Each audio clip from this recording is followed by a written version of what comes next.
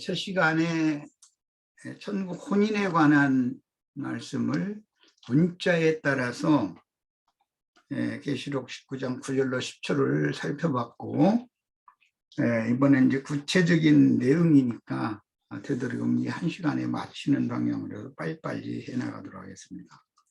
천사의 증거는 곧 예수의 증언을 태어나는 말씀이며 계시록에 기록된 모든 예언의 영 중심인데, 형제 요한과 같은 영을 받고 보내심을 받은 주의 사자들은 증인들인 중매쟁이요 이 장막을 벗고 영의 몸으로 오는 세상에 나타나면 불꽃 천사들인 온전한 의인의 영들 곧 구름과 같이 허다한 믿음의 증인들입니다.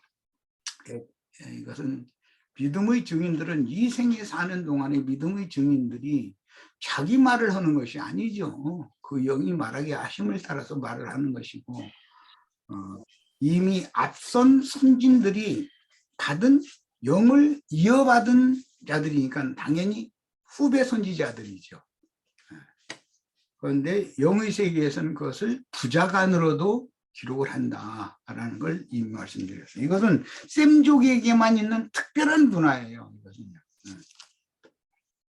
그 다음에 하나님의 창조 질서는 하늘들과 땅이 연합하여 산물을 생산하고 번성시키도록 정하셨으니 아벨 대신에 아담 부부에게 주신 셋의 후손이 대를 잇는 것과 가인의 길에 행하는 자들이 대를 잇는 것은 한 남자와 한 여자가 생명의 연합을 맺고 생육하며 번성하기 때문입니다.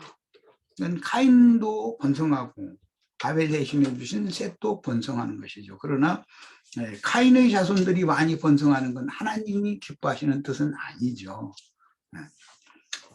노아 자손 셈의 후예인 아브라함과 사라는 그 조상이, 아브라함은 하란성, 그 다음에 사라의 조상은 나홀성의 성주들이었으며, 하란성 계보와 남자 계보예요. 나홀성 계보는 동일한 생명의 흐름을 이어받은 남자 뼈대의 계보와 여자 살의 계보가 만나서 후대를 잇는 무용을 제시해 줍니다. 하나님은 남자니까 뼈일 것이고 교회는 여자니까 살일 거예요. 하나님과 교회가 만나서 많은 생명을 번식시켜야 되는 거예요. 그게 하나님의 구속사의 핵심 주제예요. 그래서 아담이 여자를 만났을 때 이는 내 뼈 중의 뼈요 살 중의 살이로다 이렇게 표현을 했어요. 그리고 누가복음 24장에 보면 나는 뼈가 있다. 이제 그러니까 이거 보라고 예수님이 부활해가지고 뼈가 있으니까 만져보라고 했지 않냐고 막 또 이렇게 나오면 그것도 저 설명하기가 얼마나 어려운지 몰라요. 말을 들으려고 하나 사람들이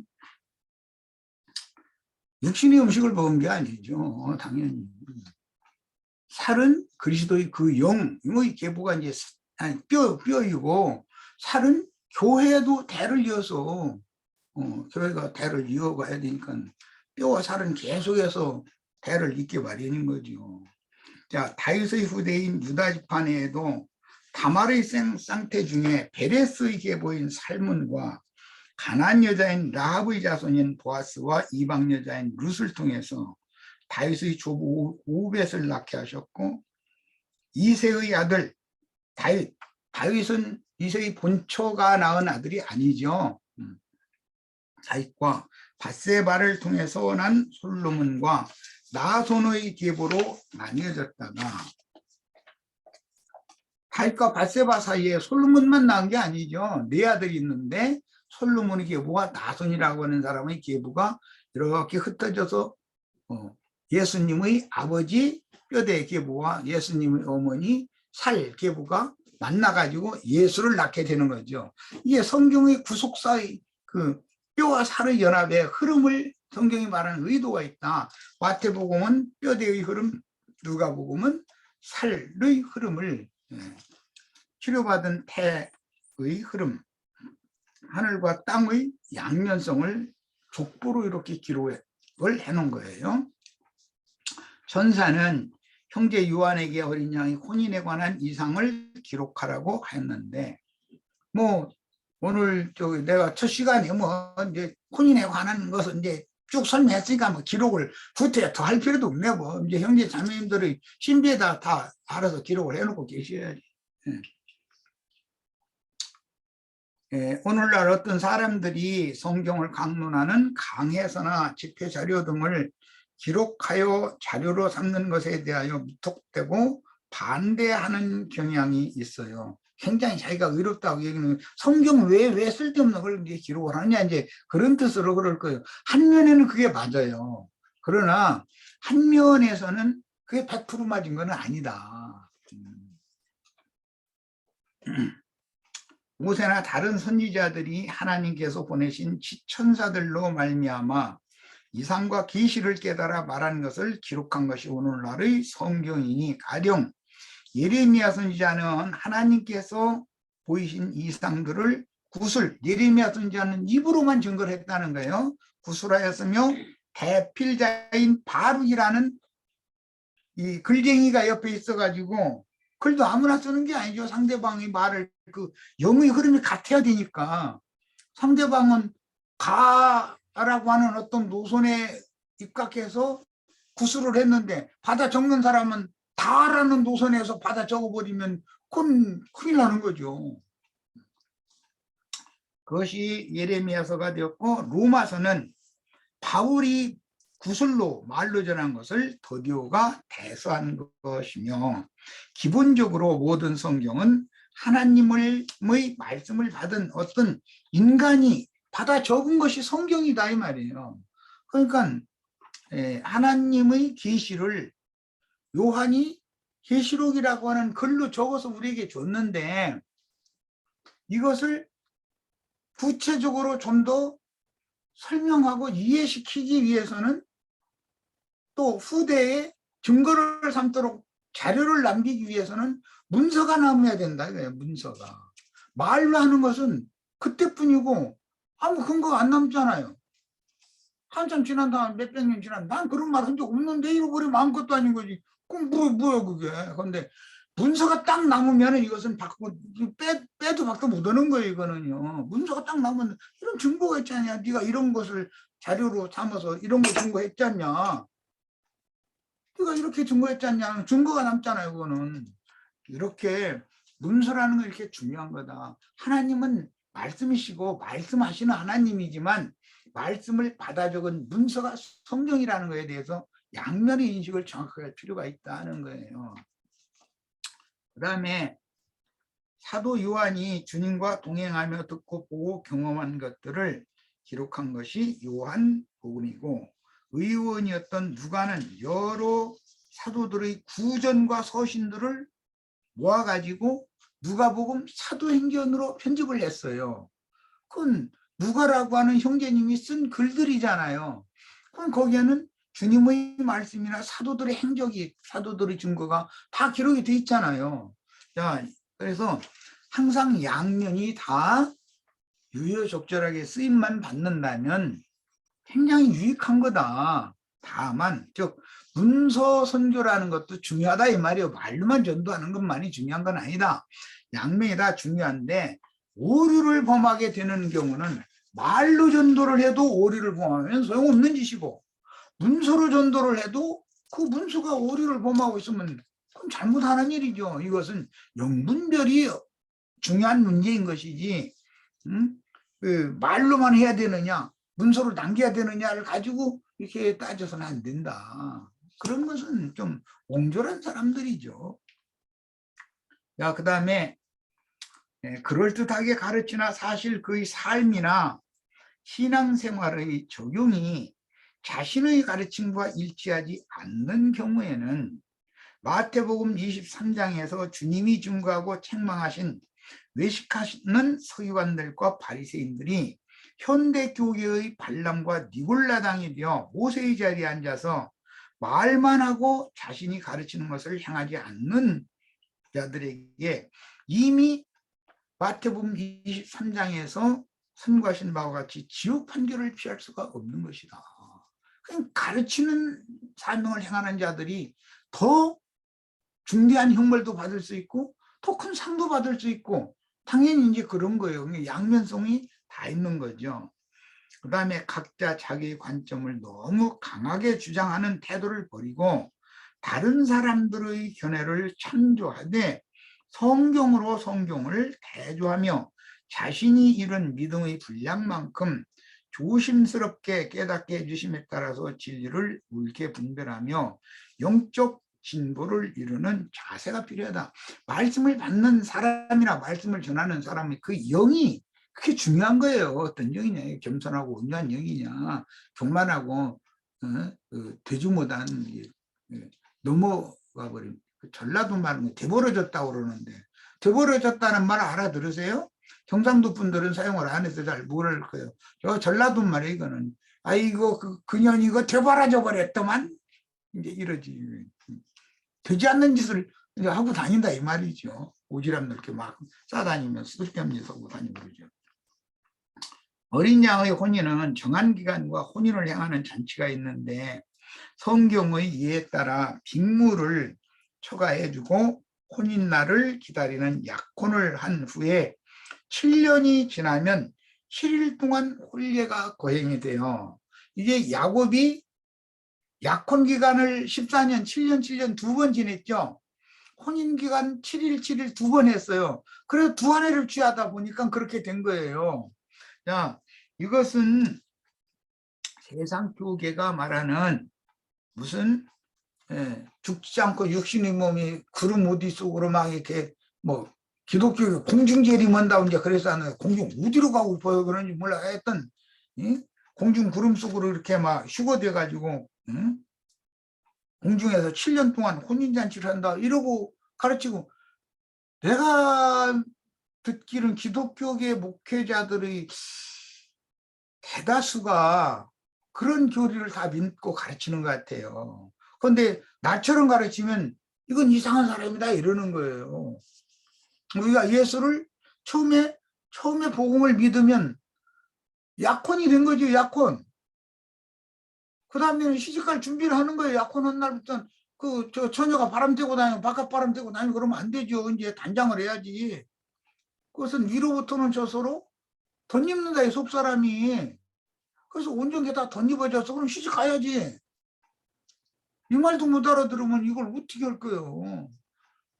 시집 가려면 당연히 하나님 말씀과 저희 가진 증거를 인하여 목배임을 받아야 된다 이거예요. 짐승의 이름이나 그 이름의 수나 표시를 받지 아니하므로 수가 몇이든지 다 죽인다 그랬는데 죽임을 당해야 된다 이거예요. 이 육의 장막을 당연히 벗어야 시집을 가지. 육신의 장막을 입고 있는 동안은 약혼녀가 단장을 하는 기간이고 혼인날을 준비하는 기간이고 우리 그러니까 집회를 이렇게 자주 하고 말씀 받으면 받은 말씀을 통해서 우리의 인생사의 삶을 통해서 속사람이 자꾸 빛으로도 생명이 온전케 되어지는 것을 단장해가고 있잖아요. 이것을 이 말을 못 알아들으면 이건 생명에 속한 문제인데 사람이 물질적인 뭐 같으면 뭐 사과나 뭐 배 이런 거 같은 게 쭉잘로 이거 먹어봐 이렇게 주면 되는데 그것은 생명에 관한 이야기인데 이건 말로나 줘야지 무슨 재주로 주겠어. 그러면 영감으로 알아들어야 되는 일인데 이거는 성경은 영적인 기간과 날수를 예시하며 심판주로 임하신 주께서 복음 진리를 위하여 죽임당한 의로운 육체인 백마, 마른 육체를 말하는 것인데 백마라는 것은 의롭다 함을 받은 육체다 이거예요. 오늘 우리 형제 자매님들은 다 백말들이죠. 그래서 미가엘의 군대는 다 백마 타고 앞서서 군대 장관이 나가서 싸우는데 다 뒤따라가는 하늘 군대가 다 백마 타고 있다는 거잖아요. 이런 말들도 못 알아두면 이건 어떻게 설명이 안 되는 사람의 말로 이게 세상 말이 아닌데 복음이 분명히 영으로 깨달아지고 마음이 확실하게 믿어지면 내 육신의 몸이 이제는 백말로 상징이 된다 이거예요. 흰말로. 육체지만 의롭담을 받았다 이거예요. 거룩한 육체다 이 말이에요. 그래서 너희 몸을 산 제물로 드리라고 그러잖아요. 자, 그 다음에 야곱은 7년이 반복되는 14년 기간에 장인 라반의 짐승을 치는 일로 빅물을 드렸습니다. 빅물을 드리려면 야곱의 아버지인 이삭이 빅물을 며느리를 위해서 빅물을 보내야 되잖아요. 그런데 이삭은 저 가나안 땅 유대 광야에 살고 있고, 그게 아들은 자기 처가 동네 저 나홀선까지 보내놨는데 빅물을 무슨 짓으로 줘. 그러니까 야곱이 뭐 빅물 가져갈 만한 뭐 돈이 있어. 그러니까 돈 없으면 어떻게 몸으로 떼어야지. 그래서 품삯을 정하고 그걸로 빅물을 준 거예요. 7년 동안 종사를 해서. 그렇게 했고, 레아와 라헬을 아내로 취하여 12아들과 한 딸을 얻어서 후에는 이스라엘 왕국을 이루었습니다. 이런 예표를 먼 훗날 이룬 사람이 다윗이죠. 다윗이 사울의 두 딸을 아내로 빅물을 줬어요. 약혼을 했어요. 다윗은 장인 사울에게 자신의 생명을 담보로 그 장인 사울 왕도 블레셋의 그 거장들을 보면 덜덜덜덜덜 떨고 그러는 바인데 소년 다윗이 나가서 맞서가지고 원수 대적을 무너뜨려 거꾸로 때렸다는 거잖아요. 그것은 목숨 내놓고 온 일이잖아요. 자신의 생명을 담보로 사울의 장녀 메랍과 약혼하려고 블레셋 군대와 왔었으며, 미갈과 약혼하기 위해서 블레셋 군사들이 포피 200을 빅물로 바쳐서, 원래 100개만 바치라고 했는데 내가 장인어리 맏딸도 내가 빅물 바치는 길에 아주 한꺼번에 바치고 말지 하고서는 갑절로 바친 거예요. 그러니까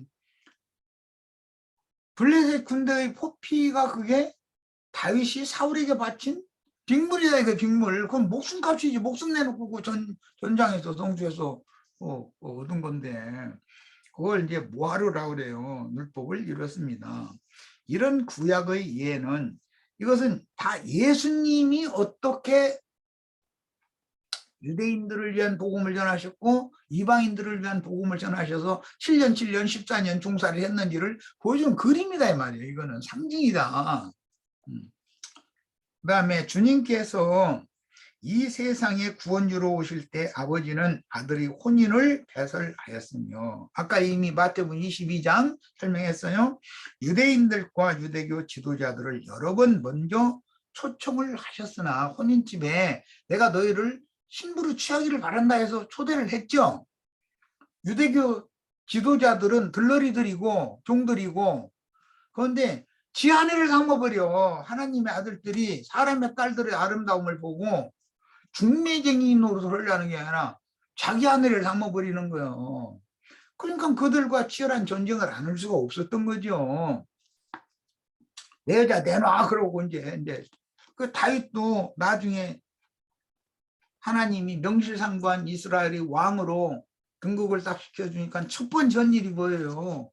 메랍, 내가 내 아내니까 내놔라. 그런데 사울이 다윗에게 주기 싫으니까 엉뚱한 남자한테 줘버렸다는 거잖아요. 그런데 데려오라 그랬어요. 정들고 사는 여자 내 아내다 이거 정상적으로 뭘 상징하는 거예요?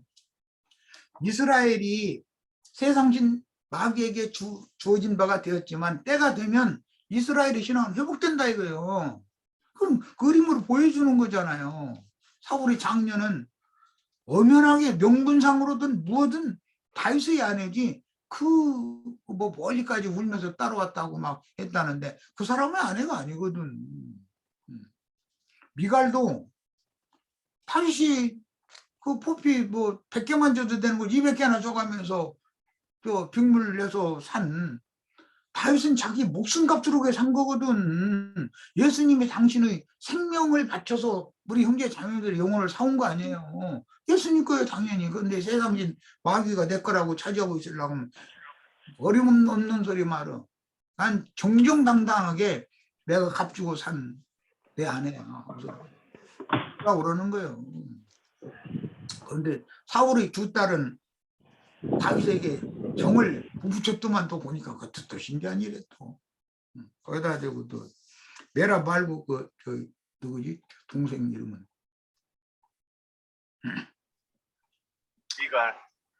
미갈은 저 다윗의 생명이 은인이었었고 정도 들었고 서로 사랑했고 그랬으면서도 다윗이 뭐 여호와의 자기보다도 여호와의 괴짝을 더 사랑하니까 무한놈의 괴짝가 미골 나오는 것이 그렇게 기뻐? 내 방으로 와서 내가 이렇게 음식 맛있는 거 주면 그거 먹는 걸 기뻐하고 나랑 희희낙낙 하는 것이 기뻐해야지 그놈의 괴짝 하나 짊어지고 오는데 뭐 기뻐서 응?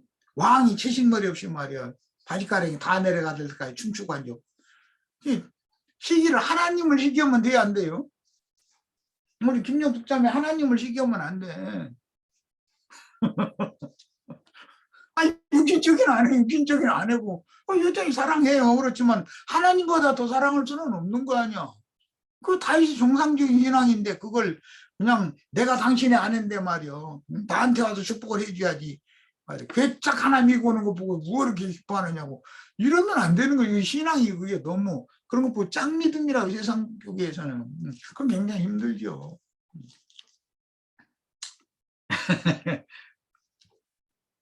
하늘 아버지께서는 할 수 없이 종들을 이제 땅끝까지 보내어 길거리 사방에 나가서 아무나 다 혼인해 오라고 초청을 하셨는데 혼인 자리에 있는 혼인 예복을 입지 않은 사람을 오시고 어찌하여 그 보고 하나님이 그 혼주가 친구여라고 딱 불렀어요. 그러니까 낯선 사람이 아니라는 거예요. 여호와 하나님의 친구였어요. 그러니까 초대를 받은 거잖아요. 아들 장관 드린다 해가지고. 유대의 지도자들을 대표하는 사람이잖아요.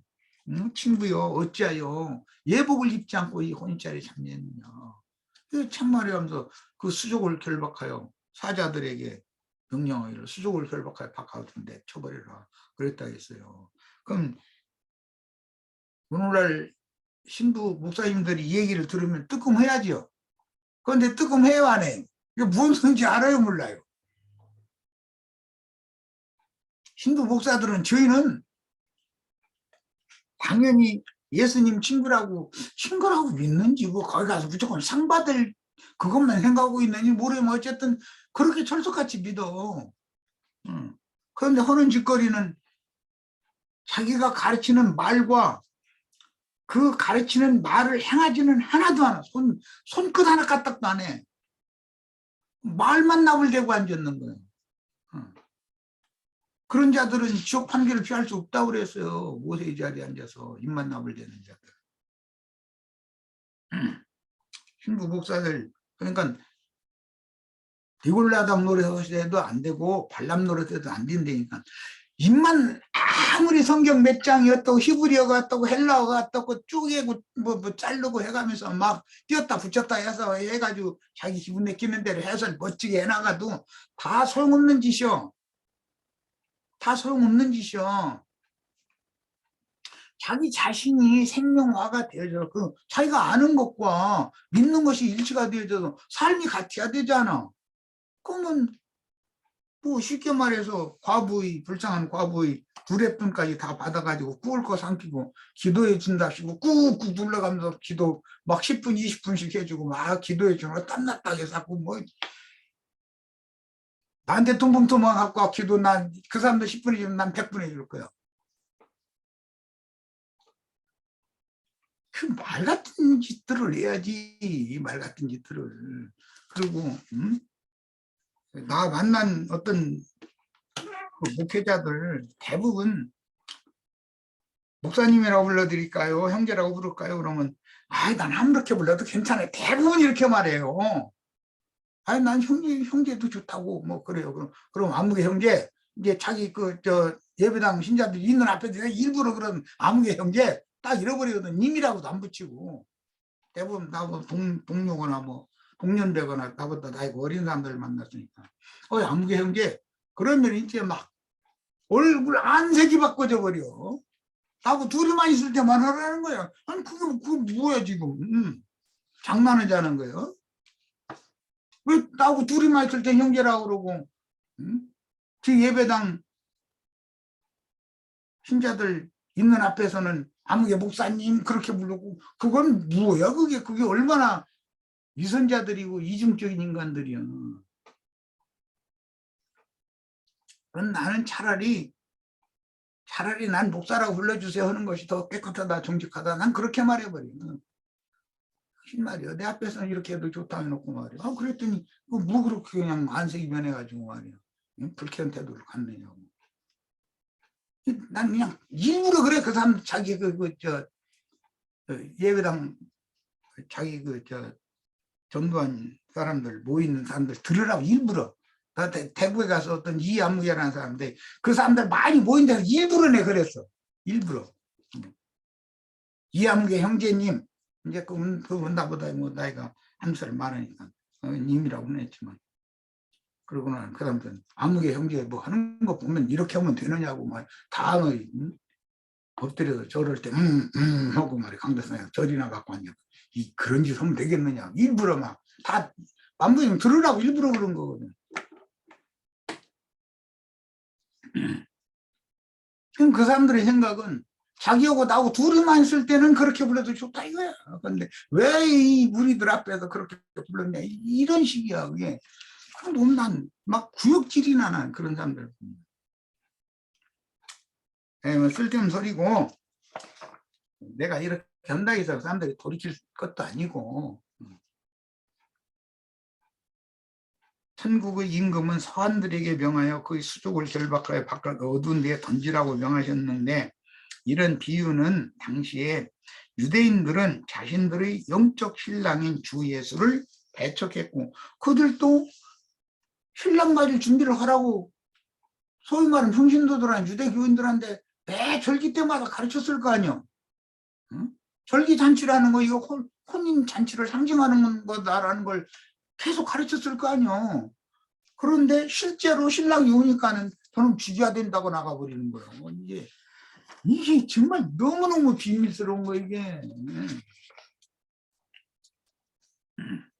자신들은 마땅히 백성들을 가르칠 권이 있다라고, 그런데 당신은 네 이름과 무슨 권세로 이 백성들을 가르치냐고 따지는 거야.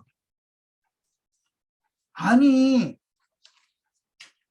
자기에 와서 말씀을 듣던 사람들을 나보다 더 권세와 능력이 있는 그분이 오셨다. 이제 그분에게 가서 말씀을 드려야 된다로 요한처럼 깨끗하게, 세례 요한처럼 그렇게 소개를 해야 하고, 자기가 물러날 때가 된 거야. 신랑이 왔으니까. 그런데 신랑이 오니까, 하나님 아들이 오니까 세례를 죽이는커녕 저는 죽여버리고 우리가 기업을 차지하자, 그 식으로 죽여버린다는 거예요. 지가 신랑 노릇하고 있고 지가 그 땅 주인 노릇하고 싶다 이 말이잖아. 뭐 하는 짓들이야 도대체. 믿는 자들이 많을지라도 믿음의 의를 인침받은 후에 다시 뒤로 물러가 침륜에 빠진 신자들이 많아서 신랑 집에서 보내준 예물로 신부의 옷을 지어 입지 않고 짐승들과 음녀의 화려한 위선의 옷으로, 앞에 막 음녀가 막 나는 여왕으로 앉은 자고 과부가 아니다 해가면서 막 그 옷감이 그냥 여러 가지 채색은 막 아름다운 옷감 뭐 치장고 다 그랬다는 거잖아요. 그런데 하나님이 보시기에는 그거는 예복을 입는 행위, 그런 신앙생활이 아니다는 거예요. 우리 형제 자매님들이 속사람이 위로부터는 젖으로, 속사람이 단장을 하는 거예요. 단장되는 거예요. 금이랑이나 뭐 타은 머리나 이런 걸로 단장하는 게 아니고, 마음에 숨은 속사람을 그리스도의 배필이 되도록 단장하는 거예요. 사람이 온전게 된다 이 말이에요.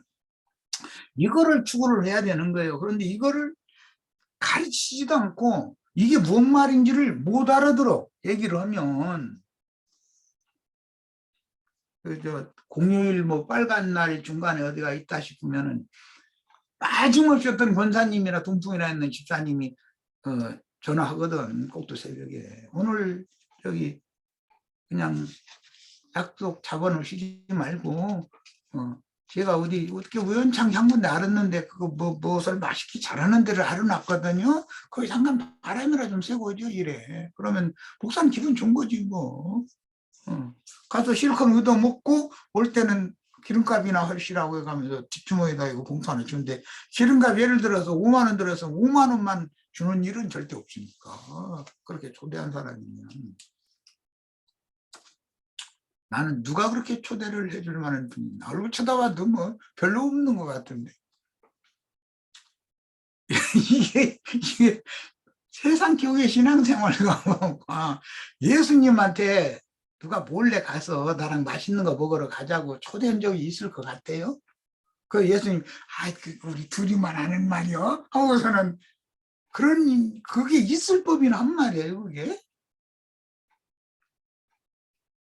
그런 짓을 하고도 부끄러운 줄을 모르니까 이렇게 노골적으로 얘기를 해도 왜 이렇게 목사들 말이야 부귀영화 누리는 거에서 그렇게 배 아파가지고 이런 거 지적만 하냐고 이렇게 받아들이지. 내가 지금까지 미친 짓 하고 다녔었구나. 뭘 모르고. 이거 당연한 걸로 알았더니 이런 짓을 하면 안 되는구나 하고 돌이켜야지. 그잖아요. 그래서 많은 사람이 혼인의 청함을 받지만 택함 받은 자는 적다고 하셨으니, 주님이 전하라고 제자들에게 맡긴 복음은 온 지구상의 누구에게나 전해지지만 한 것까지나 전도를 하라고 그랬으니까 복음을 진심으로 받아들이는 사람은 매우 적다. 위선자들인 기독교인들 혼적으로만 받아들여가지고, 지금 내가 조금 전에 소개한 것처럼 목사님 오늘 다른 사람 약속 오시지 말고 나랑 같이 어디 맛있는 거 먹으러 가자고, 이런 거나 그게 그냥 자연스럽게 돼버린 거예요. 그게 자연스러우면 안 되죠. 얼마나 부자연스러운 일이에요, 그게. 우리 제들은 이제 대충 아시는 분들도 있겠지만, 신림동에서 내가 신앙생활하면서 그런 것 때문에 굉장히 힘들었어요. 거기 나가서 그렇게 그 돈 들이면 여기 시장에 가면 고기 훨씬 싼 값으로 사다가, 작년에 음식도 잘하더만 해서 많이 만들어서 함께 한 자리에서 다 같이 먹고 그렇게 하자고. 그러면 그게 더 돈도 덜 들어가고 서로가 행복하고 좋은 일이지. 뭐 몇 사람만 이렇게 끼리끼리 가서 뭐 먹고 들어오고 서로가 입조심 하자고 이러고 앉았고, 그게 뭐 하는 짓거리들이에요 도대체.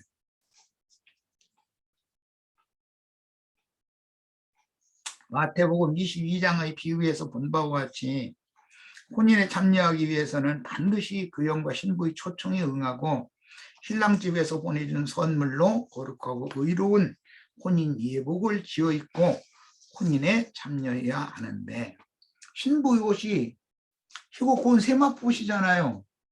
하늘 군대의 옷도 흰 옷이잖아요. 희고 고운 세마포 옷이잖아요. 그러면 옷 재료가 다 같다라는 건 뭘 말하는 거예요? 빛으로, 생명의 빛으로 속사람이 단장됐다 이 말이잖아요.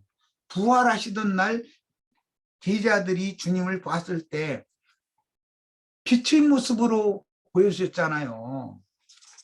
그렇게 다 단장이 돼야 된다 이거예요. 이것도 내가 조금 있다가 잊어먹을 만하면 숙제 한번 해서 그다시 어떤 지적해가지고 신부가 어떻게 단장하는 거냐 물어볼 거예요 이제. 그러면 또 엉뚱 소리 또 하시면 안 됩니다.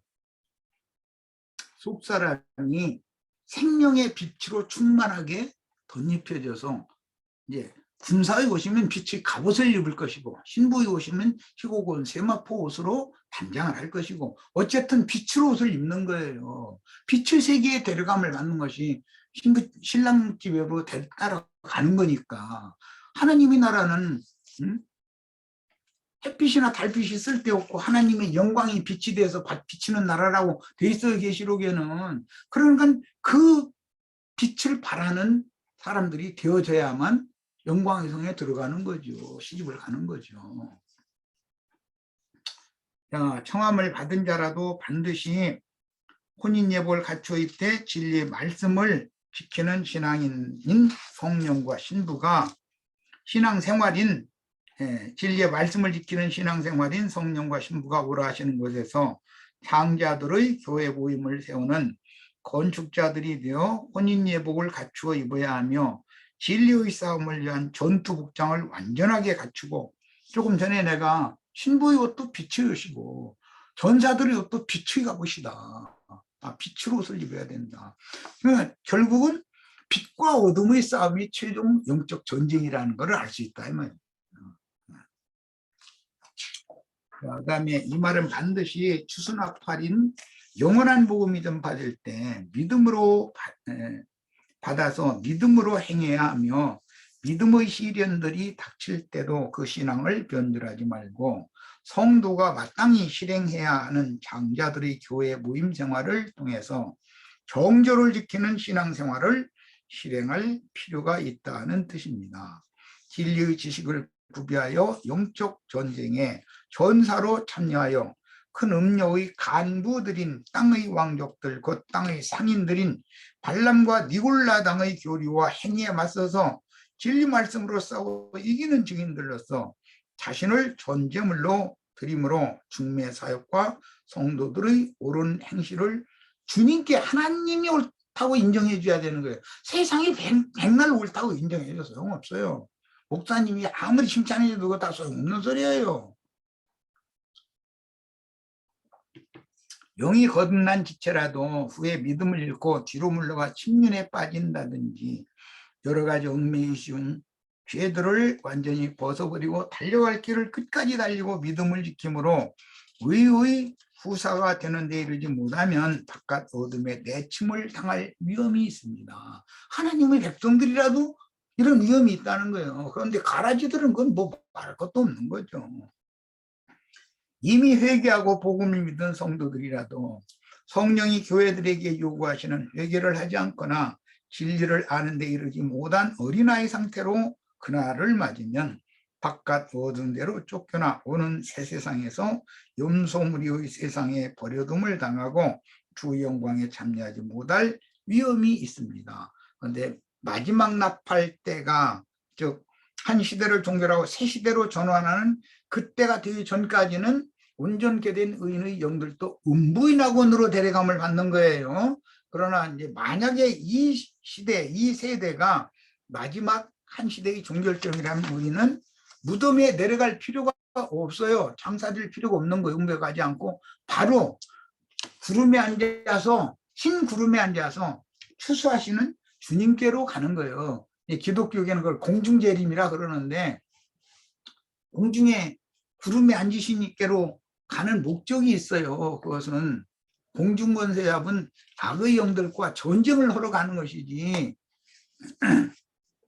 거기 가서 7년 동안 혼인을 잔치하러 잔치 베풀러 가는 게 공중에서 무슨 놈의 잔치를 한단 말이에요. 지금 살아 이 생에 있는 동안에 7절기를 지키고 매 절기마다 7일씩 잔치를 하고 그러는 것이지, 오늘 우리가 지금 혼인집에 와서 잔치하고 있잖아요. 이미 회개하고 복음을 믿은 성도라도 성령이 교회들에게 요구하시는 회개를 하지 않거나 진리를 아는 데 이르지 못한 어린아이 상태로 그날을 맞으면 바깥 어두운 데로 쫓겨나 새 세상에서 염소무리의 세상에, 즉 곡과 마곡의 시대를 몸으로 세상에서 살아남아서, 그게 세상이라는 것이 거룩한 성 바깥은 어둠의 세계다. 어둠의 조수다. 영광의 성만이 거긴 빛의 조수인 것이다.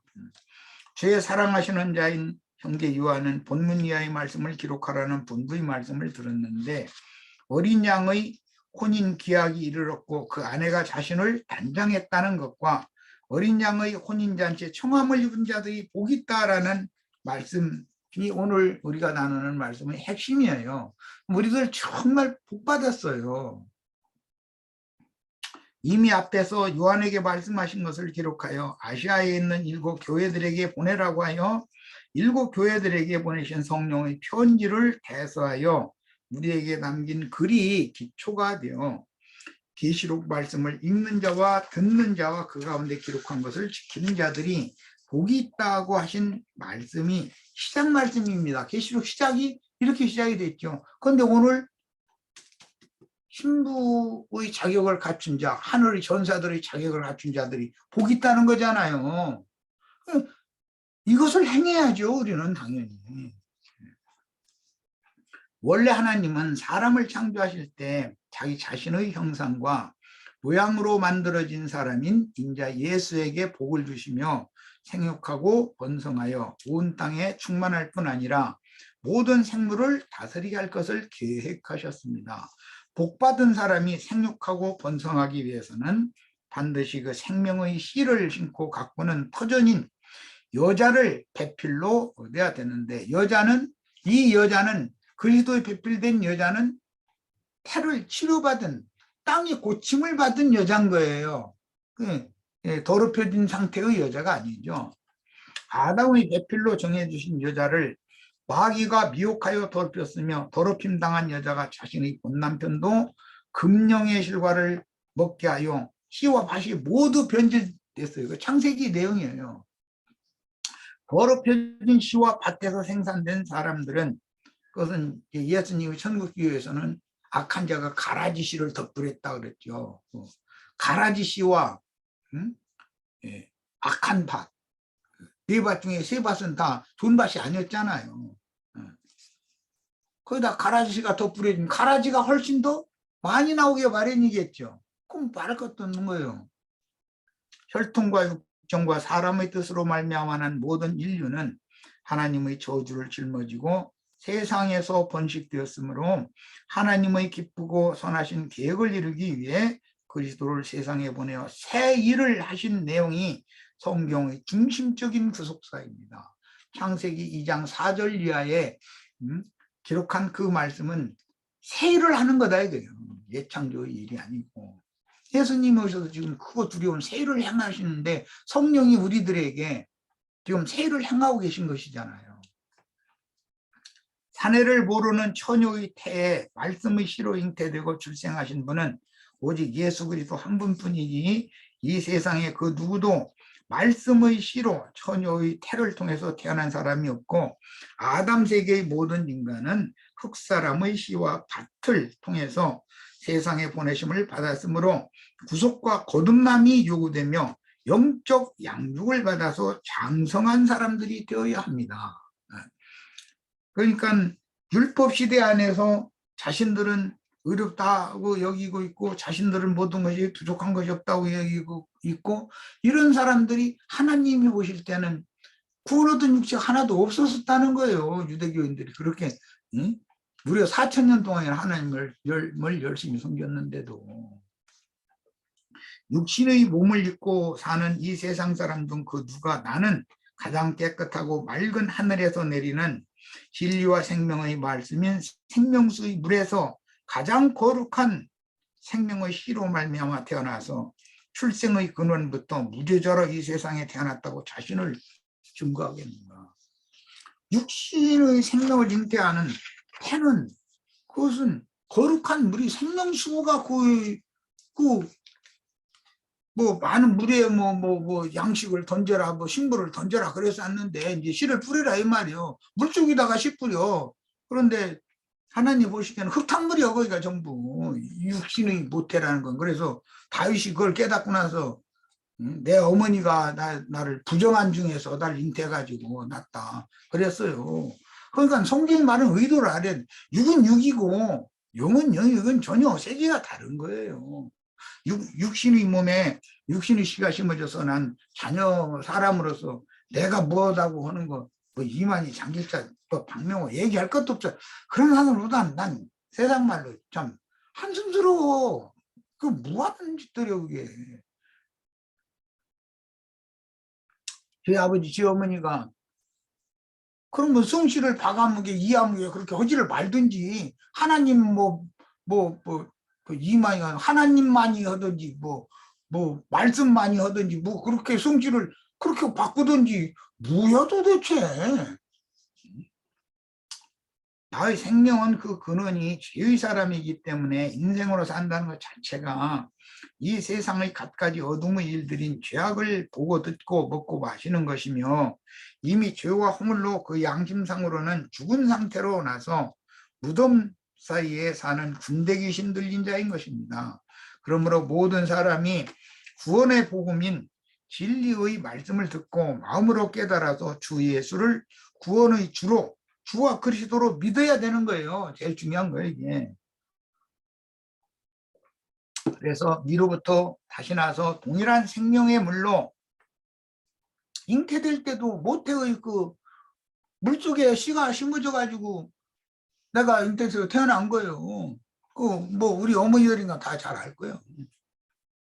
엄마 태라는 게 물주머니 그 저 생명씨가 수태가 되어져도 엄마가 뭐 어떻게 하다 돌풀에 걸려서 딱 넘어졌다 그래가지고서 애가 돌떠가지고 그 뭔 힘이 있어 그 어린아만하고 뭐 완전히 다 되지도 않은 그 뭔 힘이 있어 마른 땅에다 헤딩하게 만들면 다 유산돼가지고 무가 돼서 그냥 출렁했는데 물결 따라서 잠깐 저쪽으로 갔다가 다시 이렇게 지자를 잡으면 되게 이렇게 보호를 하시느라고 그렇게 물주머니 속에서 잉태를 해서 자라게 만드신 거지. 그런 거 보고 저 출산할 때 세상에 양수 터진다 이렇게 말하잖아요. 그러니까 물에서 자라는 거예요. 물에서. 그냥 비유다 이게 이런 것이다. 많은 물에 사람들이 지금 살고 있는 거잖아요. 세상의 모든 영들이라고는 많은 물을 이루고 있잖아요. 세상 사람들 술 좋아하고 화투 같은 거 좋아하고 그런 사람들은 야 오늘 여기 이 판에 물이 좋네 그래요. 물이 좋다고 그래. 그 흐름 영이 좋다 이 말 지금 자기하고 맞다 이 말이거든 그게. 자, 다윗은 자신이 근본적인 죄인임을 모르고 자신을 의롭다고 여기며 살았을 때 남의 아내를 강탈하여 음행의 죄에 떨어졌고 후에 선악을 아는 지식인 마음에 기록된 율법에 따라서 참소를 받았습니다. 그는 양심의 가책을 받자 음행 사실을 감추기 위하여 그녀의 남편을 살해하는 범죄를 더한 후에 하나님 사람의 책망을 받고 크게 깨달아 자신의 근본을 고백하되 내가 죄악 중에서 출생했다. 내 모친이 죄 중에서 나를 잉태하였다. 이렇게 고백했어요. 그러니까 우리 혈육의 사람은 다윗도 그런데 다윗의 어머니도 죄악 중에서 다윗을 잉태했는데 우리 형제 자매님들 어머니가 무죄 상태에서 형제 자매님들 잉태한 사람이 좀 나와봐. 그럼 내가 예수다 해도 얼마나지 그 사람은 또.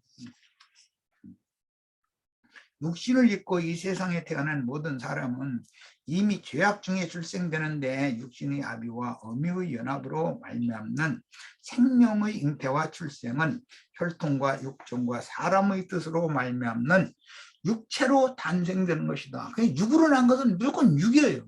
그러니까 반드시 성령으로 영이 다시 나야 될 필요가 있다. 모든 사람은.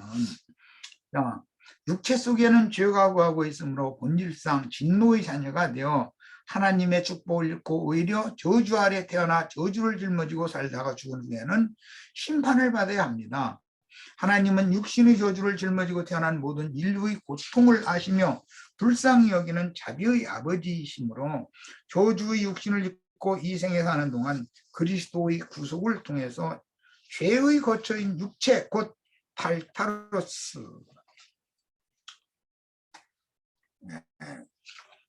자기의 지혜를 지키지 않고 벗어난 자들을 영원한 흑암의 탈타로스에 가둬놨다고 했어요. 심판날까지. 그게 그러면 그 탈타로스가 뭐라고요? 육체다. 육적 자아다. 이게 옛사람의 자아다. 이게 이 속에 거역하는 영이 이 속에서 잠재하고 살고 있다 이거예요. 평상시에는 조용히 있어요.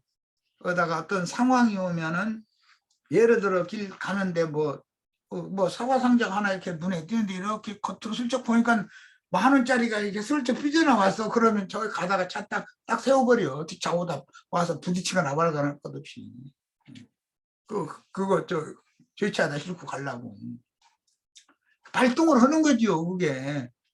그 눈으로 봤는데 탐욕은 속에서 발동을 한다 이거예요. 그게 하나님을 거역하고 하나님의 심판날까지 옥에 갇힌 악령들이 내 육체 속에서 지금 잠재하고 있었다는 뜻이다 이게. 그러니까 세상에만 악한 영이 흘러가는 게 아니고 내 속에서는 끌어당기고 세상에서는 낚시질하고 이렇게 해서 왔다 갔다 하게 만들고 속에서는 그거 잡아고서 자꾸 부추기는 거예요. 그거 안 잡으려고 그거 잡으면 안 돼 만약에 그러면은 얘는 그래 그럼 싫으면 그만둬 그래 또 자꾸 잡으라고도 않고 싫으면 그만둬. 그런데 괜히 내가 이제 동조가 돼가지고 쳐다보고 싶어.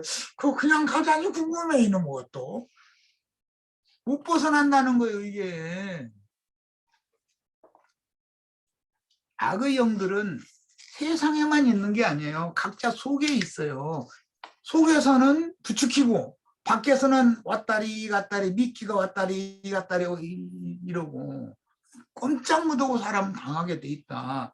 이런 것을 하나님 의도적으로 이런 배경 속에다가 죄악 중에 잉태되고 해산된 죄악된 세상으로 해산된 나를 갖다 딱 놓고 나서 구원을 받으라고 하면 이게 사람의 힘으로 가능이나 한 일이겠냐 이 말이에요. 내가 긴 얘기 안 해도 우리 시체들은 이 혼인잔치에 참여를 하고 혼인잔치까지 이 영혼들을 중매하고 하는 이들의 이 사람들에 대한 그 복 있는 사람들에 대한 기록이 인간의 말로 이제 해석이 되어지거나 뭐 어떻게 할 수 있는 그런 문제가 아니라는 거예요. 그래서 이런 진리를 바르게 깨달은 자는 내가 가끔 그 얘기했어요. 자다가도 뻘떡 일어나가지고 눈물이랑 감사해가면서 세상에 이게 웬일이냐고. 이 세상에 많은 만물과 만상과 만사들이 다 있는데 그중에 나같이 아무것도 아닌 이런 자에게 세상에 이런 좋은 것을 계획하셨고 이것을 이루시느라고 복음을 전하는 종들을 만나게 해주시고 그 말씀이 또 들리게 해주시고 아무리 복음 전하는 종들을 만나도 누가 아무리 얘기를 해도 안 들리고 안 믿어지면 소용없는 일이거든.